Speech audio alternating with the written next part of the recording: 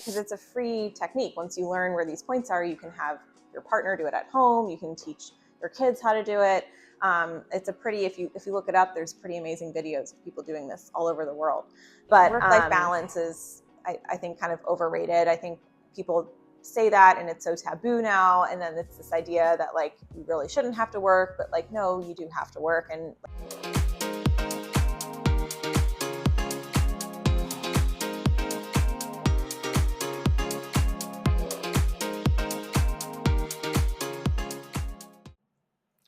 welcome back to another episode of the Let's Get Comfy podcast, Florida's #1 healthcare edutainment station.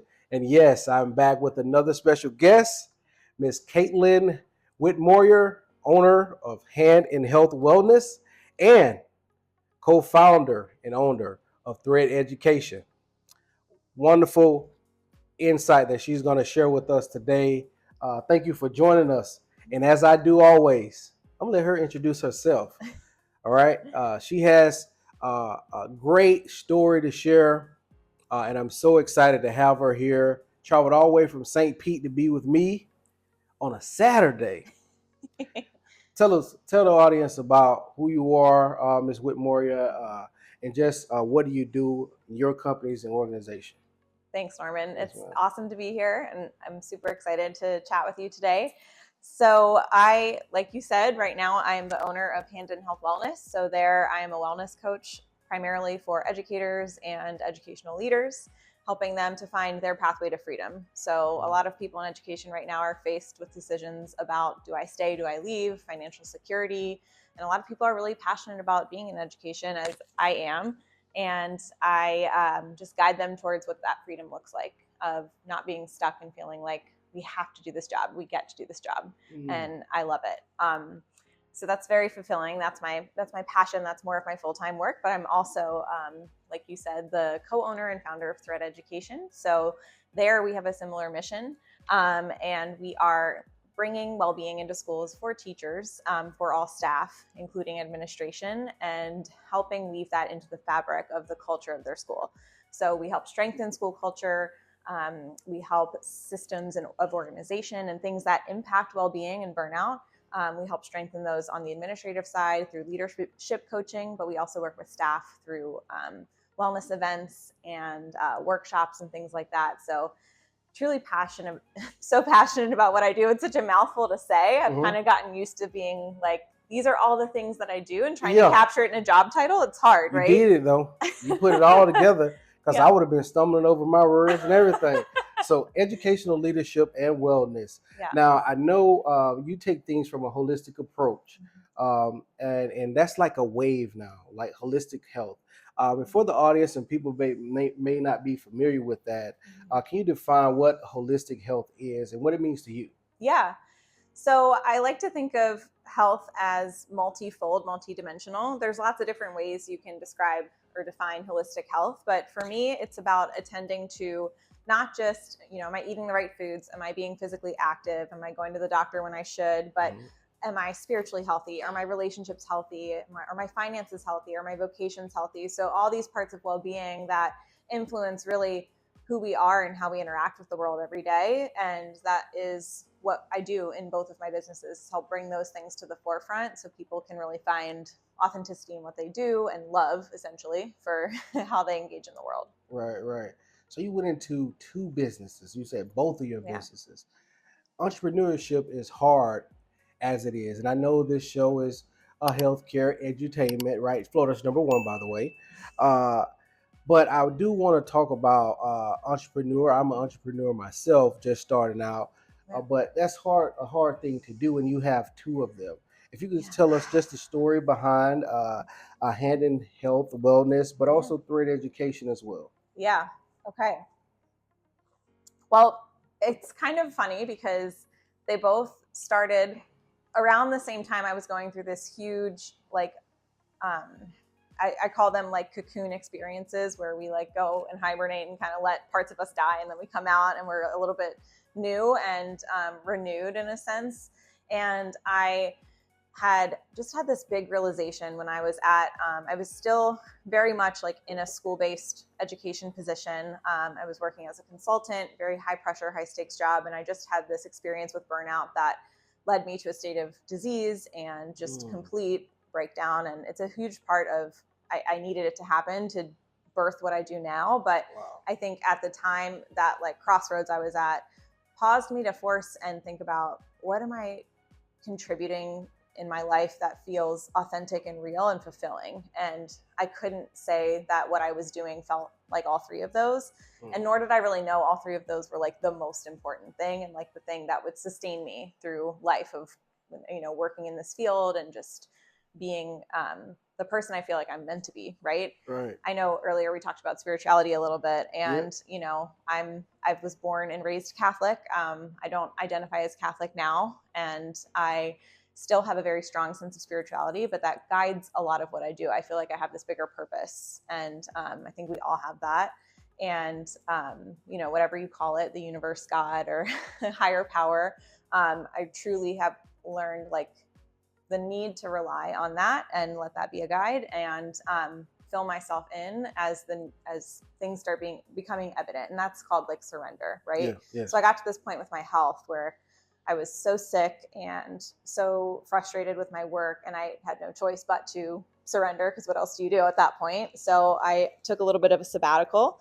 I waited tables for a year and did a yoga teacher training and just really tried to find out like more about me and what I was passionate about. I did tons of research, and I initially considered just like finding a business or an organization to work for that like was multi-passionate in the way that I am about education, and I couldn't find it. Or I couldn't find, the one that felt like it would align, like fuel me financially and like feel like the right fit. So, being a projector, or that human design that we talked about, the projectors, they see the way and they go. And I just went. I didn't see any other option. I was like, this doesn't exist. It needs to exist. Versus like, this doesn't exist, let me go find something else, right? So I just stuck with what I felt I was being called to, and it's grown into these two businesses.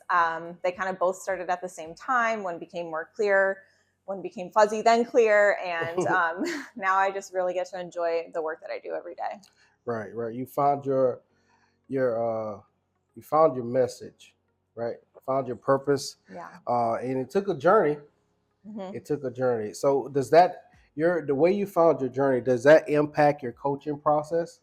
Like when a patient or a client comes to see you, how do you, if you can walk us through like your personalized coaching process for any client if they was to come to Hand in Health? Well, that's a loaded question, right? Like how does my journey influence what I do, and like how do I coach? So I think starting with how my journey influenced what I do, it is a reminder that like in yoga, there's this saying to always be a beginner when you step onto your mat. And that's just the philosophy that every day is a new day. Every day you wake up like with a new part of your soul awakened, or part closed off, or your physical body is different and changing. And so you have to bring that body to the mat when you practice. And I think the beginner's mindset, like when we can be in that mindset and understand how it feels to be a beginner, how it feels to feel stuck and not know where you're going, even though I'm farther and farther removed from it by the day, I just constantly remind myself of how that feels. And I think it helps me coach with empathy and also with intuition, because I can sense like where my clients are, even if they don't have the words to say it. And just naming that and helping bring that awareness to light is, I think, part of why I find coaching so effective and what I really like about it, because you can get there fast. If people already come to you with awareness of like what's going on, and they suspect like, I think it's because of this, and I know I have this deeper wound here, or even if they haven't done that, but they can tell me how they're feeling, like I can relate with both of those because I've been there, right? But I don't forget. Like, it's just like my fertility journey. I'm almost 2 years removed from the experience of giving birth. And I don't forget how hard that was to even be on that journey and remember what it was like to not be able to get pregnant right away and to grow my family when I saw it fit, right? So yeah, I think it's just all about like remembering how that beginning feels and always being able to connect with that feeling. Like so much of, and I'll stop at the end of the sentence because I could go on and on, but so much of what I see in coaching with my new clients is this disconnection from feeling, and we call that like embodiment, right? We can feel how our body is presenting in terms of emotion. And there's a lot of really cool info and research on that, but that's also a big skill that I have that I learned myself to feel and still do. You're never like, once you're the teacher of it, you're never not the student. So not the student. Yep. So at Comfort Measures Consulting, we're here to help you navigate the complexity of healthcare. If you're caring for a loved one as a caregiver, you don't have resources, you don't know what questions to ask, you need to have options, right? Give Comfort Measures a call. Give us a chance. First consultation is free. Speak with me, Comfort Measures Consultant, 850-879-2182. You can also visit our website at www.comfortmeasuresconsulting.com. Talk to you soon. Special segment here on the Comfy Show. What we like to do an interactive portion here. So, cool. Yeah, got a surprise for you. Okay. All right. So you indicated to me that your favorite show was The Office, right? So I have special people that I know in Hollywood. Yeah. And they said that they would. I told them about you, and they said they would give you a shot to audition for a new episode coming up. All right. So if you could, they're gonna watch this show. Oh my gosh! If you will participate here, we have a part here that we're gonna do an audition here. All right. So I hope you're ready for this. I'm ready. I was born. All right, born ready. All right. So here's the setting. All right. Here's it says we are in the office in the break room. Kelly is sitting in the at the break room table. So you're Kelly. Scrolling through her phone. I'm Jim. Jim walks in holding a bowl of cereal. He pauses when he sees her looking upset.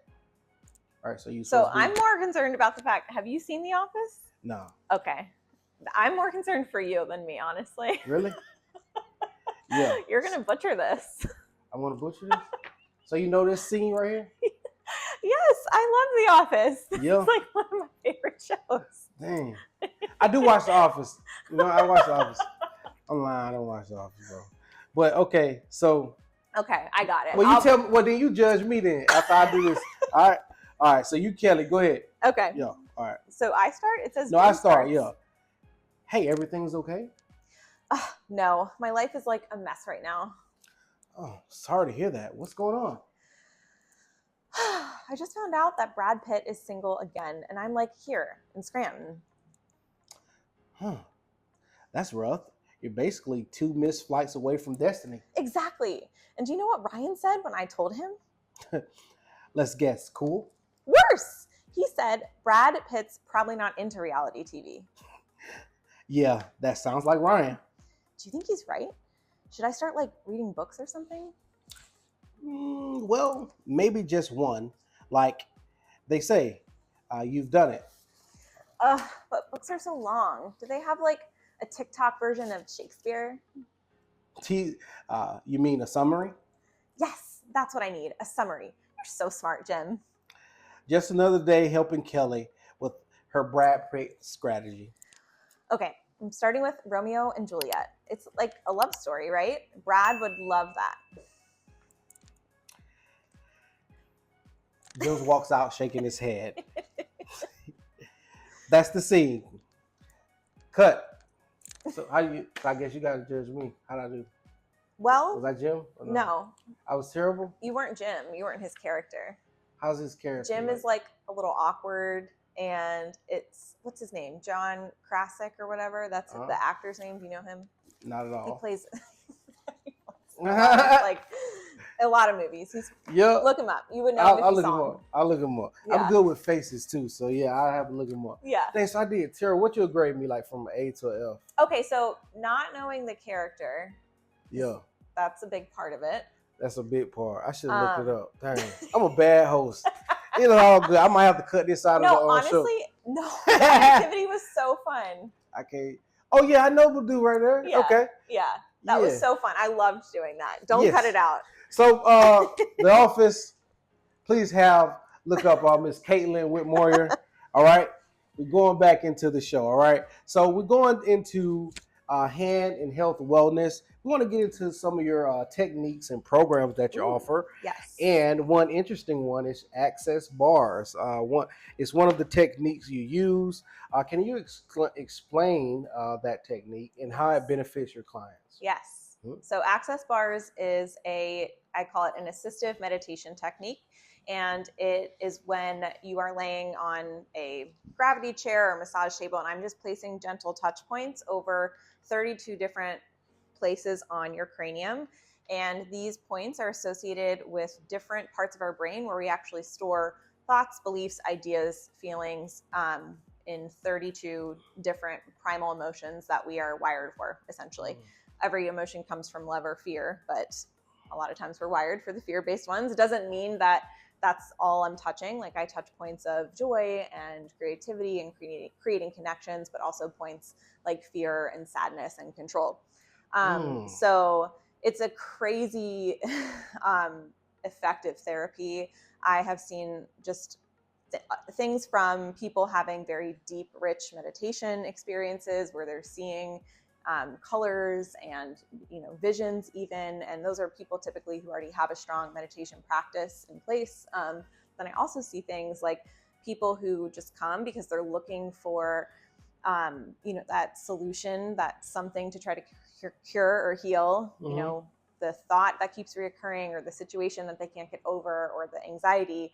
And it just allows the brain to get into this parasympathetic mode, which is the mode that we call rest and digest. And we're really able to slow the brain waves. And when we do that, and we're at the same time pressing on these points, it stimulates a release response. So these thoughts, feelings, ideas that we hold, just by touching those and getting the body in a state of calm, we can let those go. And so people get up from, the chair, and it's not like right away they're like, yeah, I all of a sudden don't worry about these things. It's within the next week I get messages like, I've felt really light this week, and I haven't done anything different, but like I'm sleeping better and just things feel better. I'm communicating better, and just all these crazy testimonies of what it does in their life. So it's truly like a beautiful therapy. Wow. And so this is touching your head, right? Mm-hmm. Yeah. Wow, I can see that's being very relaxing too. Yep, we do it with schools, with teachers. We offer it as a workshop. So because it's a free technique. Once you learn where these points are, you can have your partner do it at home. You can teach your kids how to do it. It's if you look it up, there's pretty amazing videos of people doing this all over the world. But it's something unlike anything else I've ever experienced. And we do it with schools, we do it with teachers. And one time we were hosting a workshop, and the principal was the one receiving his bars, and he actually fell asleep after like 3 minutes, I think it was. And he was snoring, and we just were laughing because, it's clearly what he needed. But it was great. It was such a fun. That sounds like me. Yeah. Yeah. It was such a fun workshop. Yeah. So mindfulness is a big part of, your process. And so give us some of your techniques in regards to your mindfulness and how does it reduce stress overall? So let's get on the same page, I think, when we talk about that word, right? Because mindfulness, I think a lot of us who are far disconnected from that word or don't practice it, think it means, sitting in lotus pose in yoga and, waiting for spirit to speak to you or whatever. And really mindfulness is just about the idea of presence. So you can be mindful. We're being mindful right now because we're present and engaged and involved in this conversation, and we're not thinking about anything else, past or future. And that's what mindfulness means to me. So with my clients, I always try to start by having them, when they walk in the door, in the virtual door, just recognize that embodied feeling of what are they noticing? Are their shoulders tight? Do they feel like their mind is racy? Do they feel tired? Why could that be? Just really exploring that mind-body connection, and then strengthening that through different exercises that are rooted in building awareness. So that's when I coach, that's usually the first chunk of what I do with people, is strengthen that awareness, because once you have that, it's game over. Like, you can do anything. It's what you choose to do with the awareness. Right. Have you ever looked into like partnering with any different like assisted living facilities or senior living communities, like to do different sessions like that, whether it's meditation or yoga or even independent living, where people maybe still can get around on their own to participate like that, for look at it from a business avenue as well. Like they still pay you to come. Yeah. You know what I mean? Because Absolutely. I don't know, that just popped in my head right now. Because I think they could really benefit from, some of the aging adults to be able to join that. Whether it's a session, you go and do that once a month. Yeah. I just thought about that, like, because you're so right. There is definitely a niche. I have a client who's 63, and there's definitely a niche of people who are, those couple generations older that are seeking all of a sudden, like, this is trending everywhere, to slow down, to be present, to enjoy life. They don't, often know how to do that because they're not used to that. That's not the life they lived up to retirement, and they don't know what to do in retirement. I see this with my own parents, and then they want to have peace and joy, but they don't know how to get there. So that's definitely a great point. I actually used to do hospice visits. I would do like visits with people who were nonverbal or, in like a comatose state, and, just sit, talk. And I loved it. It was so fulfilling just to be able to go and spend that hour. I haven't done that in a while. So thank you for bringing that up. Yeah. That is really good. Even families and their the caregivers or families that are having someone that is on hospice, that can be a great avenue for you as well. Just relief like that, because mindfulness, I had to like research it as well. Like mindfulness, but it's deeper, it really is. And even with meditation, doing it the proper way, it sounds simple, but to understand the true value of it is really understanding. Like just watching your Instagram, like I was like, you know what? Maybe I should try this. Like you do it everywhere too, outside. I'm like, man, I sweat too easy. Well, and one thing that really, it's a pet peeve of mine to see us overcomplicating and glamorizing meditation. Like it is this thing that you have to do and look pretty doing, and be perfect at doing. True. And it's not about that. It's just like prayer or any form of sitting and pausing and, receiving or whatever that time looks like for you. So I personally will never not be the person that's like, no, this is actually simple. I have a deep reverence for it, and I hope to grow in it I'm almost 32. I definitely have a lot to learn, but I will always keep that accessibility piece at the front. I can't say that too. Watching your social media, you don't mind where you do it at, and you make it very accessible, and just showing people that, hey, it is okay to do it wherever you want to do it at. And it's just actually, speaking on that, go ahead. Okay. No. On November 21st, you shared an interesting story on IG, Instagram. The topic of your story was about how you were told you couldn't have birth, get pregnant, because your job as an educational consultant. Can you share this journey of triumph with the audience? Because I was like, that's pretty interesting, because I never heard of a situation like that. So if you can share with that, and I know that's a little transitioning, but I wanted to hear that story. For sure. Yeah. So the consulting job that I was in the last couple of years that I was in a school-based position, like I mentioned earlier, was very high stakes. It was extremely high stress, and it led me to a state of disease. So that particular health issue that I dealt with at the time, one of the kind of side effects or cascade effects from that was just my cycle being disrupted, and my hormone levels were not stable. And so I was essentially just given the fast track option to go get IVF, because I think that's what we tell a lot of women these days that have a hard time trying to conceive, instead of helping them, heal and support the whole body, which is the route I took. I think why it took 2 years. But at that point the point of that whole post was to say, like, I was making my job the reason that I couldn't have the fertility success. And, my doctor was telling me all of these things because of the choices I made to be in that job and to be on that career track that I was on. And it was, like I mentioned earlier, just a reckoning. It led me to a place of deep self-discovery and just raw vulnerability and honesty, and having to face a lot of things that my whole life I had just believed I would be, and I no longer was going to be those things. And that was hard because I kept fighting myself to like just do the thing that, I was raised to do, which was like, stay in the stable job, get your 401k and all of that, like, just time things out in the way that it was expected of me to do. So when I went off that path, and, it started with my yoga teacher training, and then I, started the thread in the other business. Like I said earlier, they were like fuzzy, and then they came into focus. They were all starting. And I think I saw people around me be like, what are you doing? Like, how is this going to turn out? And like, are you making money? And that was people would always ask, like, how are you making money? And like, how are you getting through this?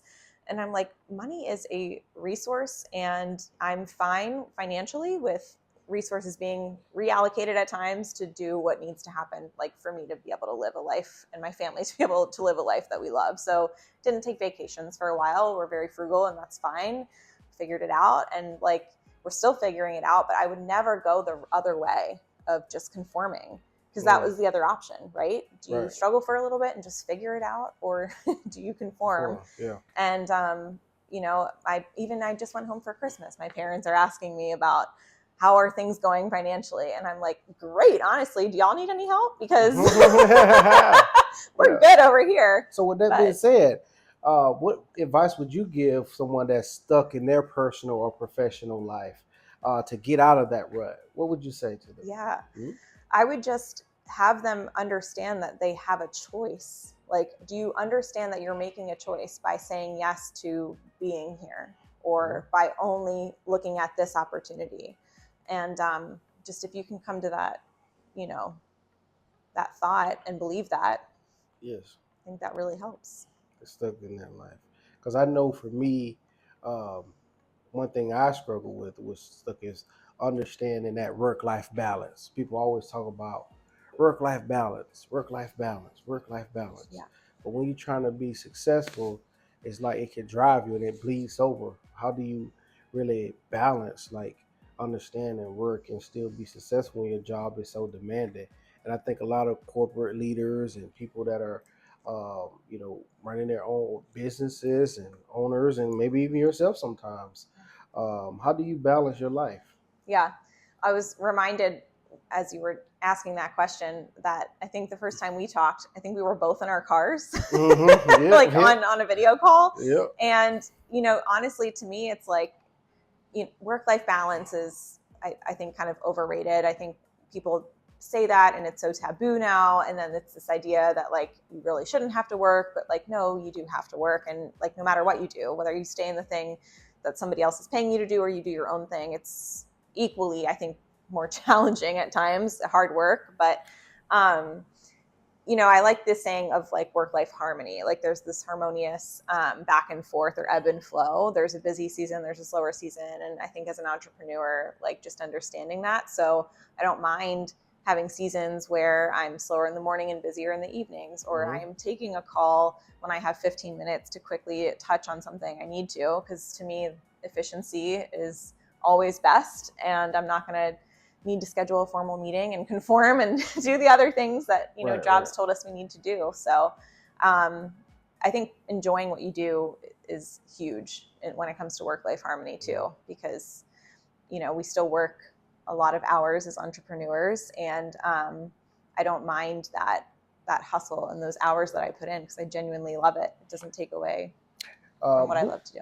So with your wellness business, who's your, I guess, what industry would you say a lot of your clients work in? Is there a particular industry that you see a lot of your clients? Is it healthcare or construction, or do you have any particular? Or it's just all? Yeah, that's a great question. I think primarily like 90% would be education. So principals, assistant principals, teachers, and then the other 10% is a huge mix. Like I mentioned, I have a 63-year-old that I work with. I have, a couple women in their early 20s, post-college, trying to figure it out, really wanting that clarity. I have some people that are a decade or two into their career and they just are not sure anymore. So, they're at this place though. The theme with all of them is like, I have to figure this out, right? Similar to where I was. And I went through this 2-year struggle of like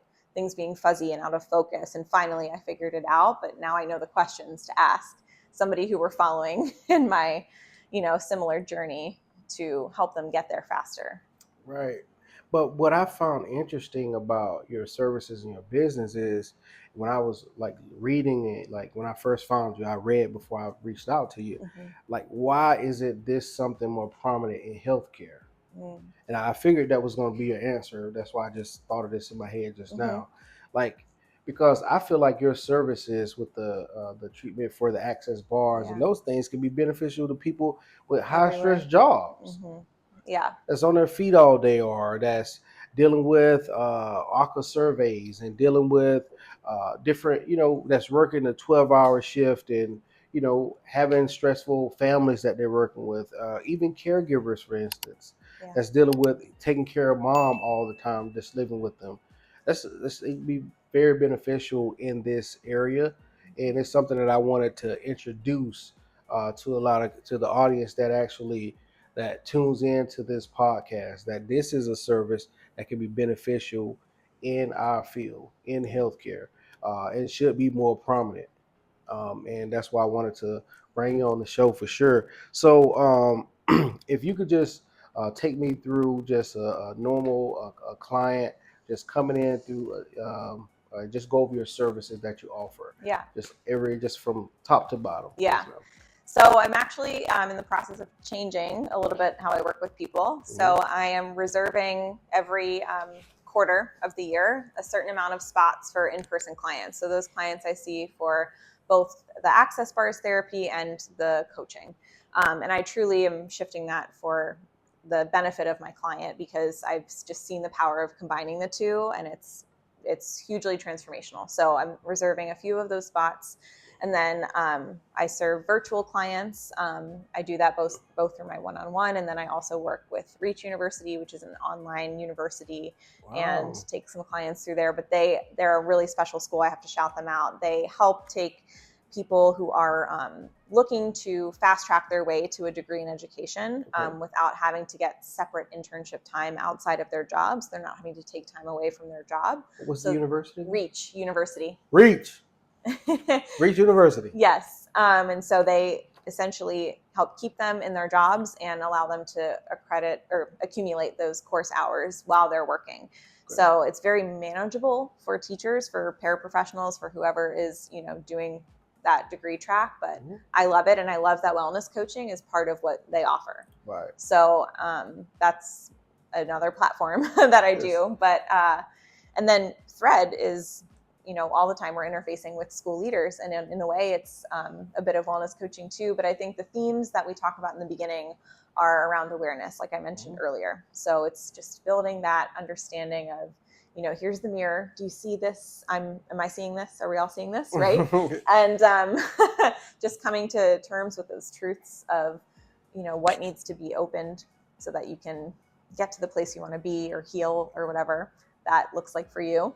Yes. And then walking the path of creating new habits, which I do using this cognitive behavioral therapy tool.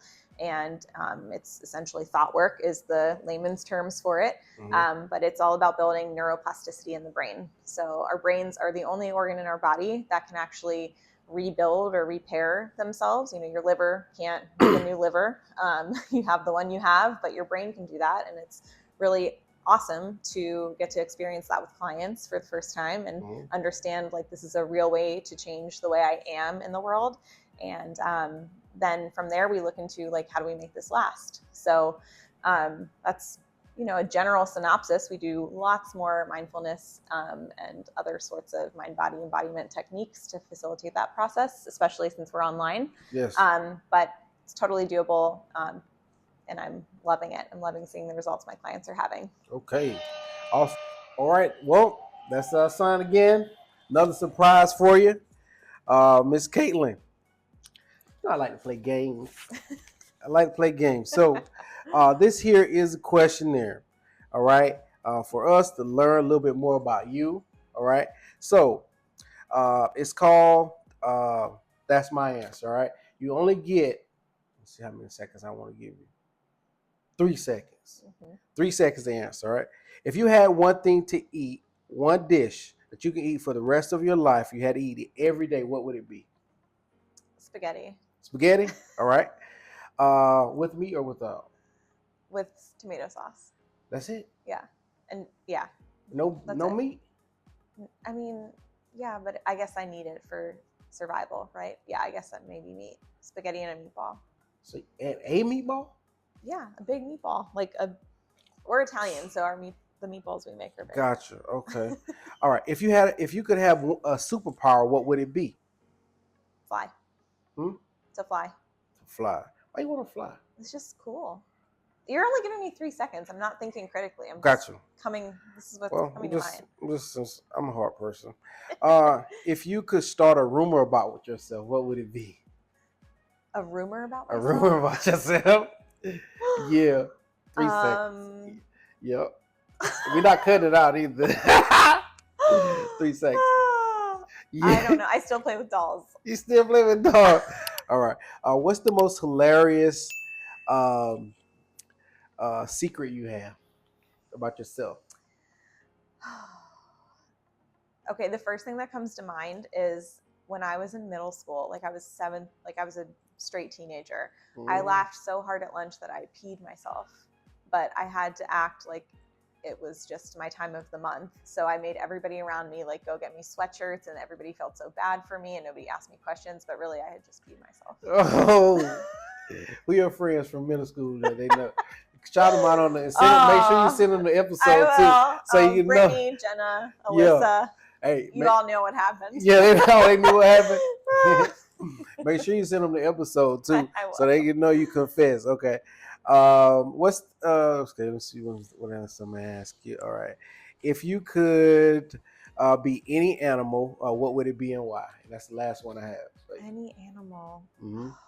Probably a dolphin. They're so smart and they know how to evade sharks, and they all team up to make the sharks feel dumb. That is true. So.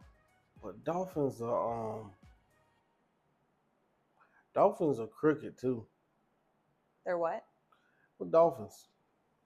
What was the dolphins at SeaWorld? They said took the lady down all the way to the bottom of the little tank and just drowned her. Was that like a sea? I probably should say that on the camera. Well, yeah, they're in a zoo. They're not right in their minds because they're in captivity. You ever been to SeaWorld? Yeah. No, actually, I would never go to SeaWorld. Really? Why? Because I don't like going to the zoo.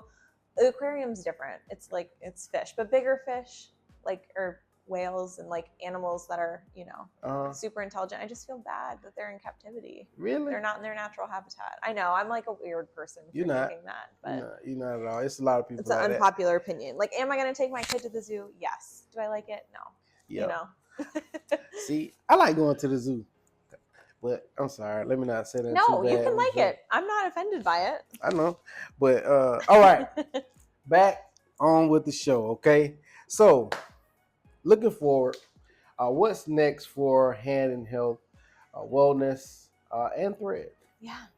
Well, I want to start with Thread because I feel like I haven't bragged about her enough. I know. We are actually going to be pitching at 1 Million Cups in the next month, which is a part of St. Petersburg has this nonprofit called The Greenhouse, and they offer business mentorship and just pathways to help you take your business from idea to launch and beyond. So we've been partnered with a mentor from the greenhouse for the last 2 years. Shout out to Sean Angel. She's amazing. And we are going to formally present Thread to the 1 million cups. What do you call it? It's done worldwide. It's an event. Yes. And it's really just an opportunity for you to get feedback on your business and eventually ask for funding. Looking for our sponsors too. Yes. But yeah, we want to be able to be serving more schools in more districts. We're really looking to get district contracts. So we want to be able to take what we have and put it in the hands of principals and be able to impact teachers every day. And I feel like going to the district level is the best way to do that. Yes. So we're excited to grow that in 2025. And then for Hand in Health, like I said, I'm switching a couple things around, continuing to save and reserve my energy for creative things with my business, because that's really important to me, and balancing that client load and taking care of myself. So that's all good. of that, all those good things. Really, you have already your goals outlined for this year. What does it call it? Been seeing a lot of it. Thrive in 2025. Oh, I haven't heard that one. You haven't? I've been No. seeing it, but Thrive in 2025, Yeah. and I think, and I'm praying, and I'll pray for you and hope that happens for your businesses. But you're already on the right path. You have mentorship Yes. going. You're reaching out with resources, and I can't wait for that presentation. Is it open to the public at all? Yeah. It is? Yeah, you can come. So what's it called again? 1 million cups. 1 million cups. Present every Wednesday from 9 to 10 a.m., I think, or Every 9 to 11. Wednesday? Yeah, you can sign up to pitch. Really? And I don't have to live in Pinellas County? I don't believe so. You should look into it. Yeah. What's his name? Sean. I wanna come on there. I'm gonna look it up. Seriously though. Sean is a mentor through SCORE, which is one of their organizations that they're I am partnered familiar with SCORE. Yeah. I'm familiar with SCORE, yes. Yeah. So that's how we were connected, through the greenhouse. Through the greenhouse. Okay. Well, thank you for that. Yeah. Can I shout out another one of my mentors? Please do. Okay. Yes. So I talked a lot about my journey and fertility being part of that. And I would be remiss not to shout out Hillary Talbot Rowland. She is a life coach and acupuncturist and owner at Art of Acupuncture in St. Pete. And not only has she been super influential to me just as a human and friend, but she's the one who encouraged me in the first place to take this step and start coaching and start stepping into like this new Caitlin that I didn't really know how to relate to when I first met. And she's an amazing person. If you're looking for acupuncture and you're in the Tampa Bay area, please, drive to see her. It's worth the 50-minute drive over the bridge. She's amazing. So. Thank you. That's very nice of you. Big shout out to you, madam, as well. Love what you do, providing relief. That's love. And I have actually fallen in love with massages too. Massages. Likewise. And pedicures. Because I'm from the country, so I never was raised like a male getting pedicures and stuff. Never ever. That's awesome. Yeah, for real. So before we wrap up things here, where can listeners learn more about you, your programs, if you can share your socials and websites? Yeah. So you can follow Thread on Instagram at thread_edu. You can also follow me at Hand in Health at hand.in.health_wellness. I got to work on that. And then also the same names of both of those organizations.com. And we'll be very vocal on socials, on LinkedIn as well. And I would love to connect with more of your listeners out there. Yes, for sure. Comfy listeners, you have heard from Ms. Caitlin Whitmoyer and your favorite black bearded bald guy on the #1 healthcare edutainment station. Thank you for tuning in to the Let's Get Comfy podcast. Be sure to like, comment, share, and subscribe. We're trying to build up our subscribers. I understand healthcare is not your #1 drama station, But tune in, subscribe to the channel, send it to your mama, your grandmama, and your granddaddy too. Peace.